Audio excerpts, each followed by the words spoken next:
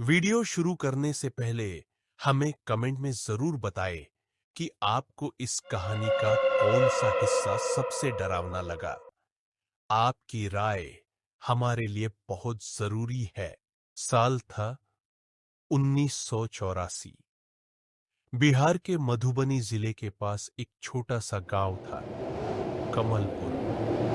लोग खेती करते, नदी के किनारे पूजा करते और शांति से जीवन बिताते थे। लेकिन एक रात सब कुछ बदल गया। उस रात गांव में एक अजनबी आया, कालभैरव नाम का तांत्रिक। ऊंचा, काला शरीर, गले में खोपड़ियों की माला और आंखों में अजीब सी लाल चमक। देखा उस आदमी को, गले में खोपड़ियां हैं। वो तो श्मशान की ओर जा रहा है। राम राम। वह गांव के श्मशान में रुका और सुबह होने तक वहां से धुआं निकलता रहा। यक्षिणी कोई आम आत्मा नहीं होती। ये स्वर्ग की अप्सराएं होती है, जिन्हें अभिशाप के कारण पृथ्वी पर भटकना पड़ता है। इनकी साधना बहुत कठिन होती है, लेकिन सफल हो जाए तो साधक को सौंदर्य, धन और वशीकरण की शक्ति मिलती है। लेकिन एक गलती और यक्षिणी तुम्हारी आत्मा चूस कर पी जाएगी। काल भैरव ने यक्षिणी सिद्धि करने की ठानी थी। वो कर रहा था यक्षिणी साधना, स्वर्ग से निष्कासित अप्सराओं को वश में करने की विद्या। ओम क्लीं यक्षिणी आगच्छ आगच्छ, बलिदान स्वीकृत कर। श्मशान के पास अब कोई नहीं जाता था।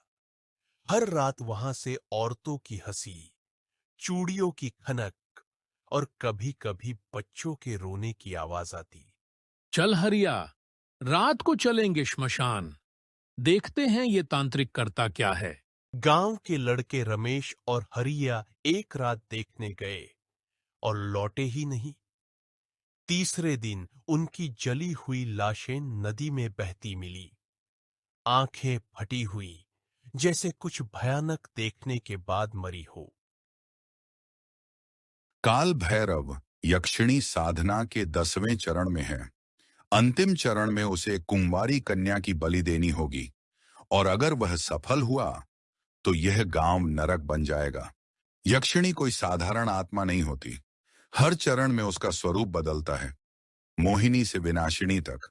बाबा ने पुरानी तंत्र विद्या की एक किताब निकाली, जिसमें यक्षिणी के 10 रूप बताए गए थे।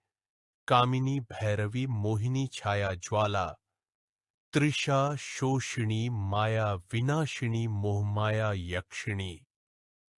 हर रूप के साथ साधक का पागलपन बढ़ता था। पूरे गांव में डर का माहौल था। काल भैरव अब खुलेआम दिन में भी श्मशान से बाहर निकलने लगा था। उसके चेहरे पर चमक और आंखों में और भी ज्यादा तेज हो गया था। रूपा कहाँ गई? कोई देखो। काल भैरव ने उसे उठा लिया। उसने गांव की सबसे सुंदर लड़की रूपा को अगवा कर लिया। अब उसे बलि देने की तैयारी थी। श्मशान की रात, चारों ओर हवन कुंड, शव, हड्डियां, राख और बीच में बंधी रूपा। काल भैरव तंत्र पढ़ता रहा। ओम क्लीं यक्षिणी आगच्छ आगच्छ, बलिदान स्वीकृत कर। धीरे धीरे धुआं गहराया। अचानक वहां एक महिला की परछाई प्रकट हुई। लंबा कद, खुले बाल और शरीर आधा जल चुका हुआ। मैं मोहमाया यक्षिणी हूँ। क्या तू तैयार है बलिदान के लिए? तेरे हर रूप का वर्ण किया है मैंने, अब मुझे शक्ति दे। मैं साधक हूँ, शक्ति चाहता हूँ। लेकिन यक्षिणी को उसके इरादे भस्म करने थे। वह धीरे धीरे विकराल रूप में प्रकट हुई। तू लालच में अंधा है। अब मैं तुझ में निवास करूंगी। तुझे अभिशप्त कर दूंगी। नहीं, मुझे शक्ति चाहिए। मुझे मत ले जा, मुझे सिद्धि चाहिए। अंत में यक्षिणी ने उसकी आत्मा पी ली और पूरा श्मशान राख बन गया। दूसरे दिन लोग श्मशान पहुंचे तो वहां सिर्फ राख थी। न काल भैरव था, न यक्षिणी। सिर्फ एक काली तांत्रिक माला जमीन पर पड़ी थी। लेकिन जब अच्युतानंद बाबा ने उसे उठाया तो उसकी हथेली जलने लगी। यह माला अब किसी और की प्रतीक्षा कर रही है।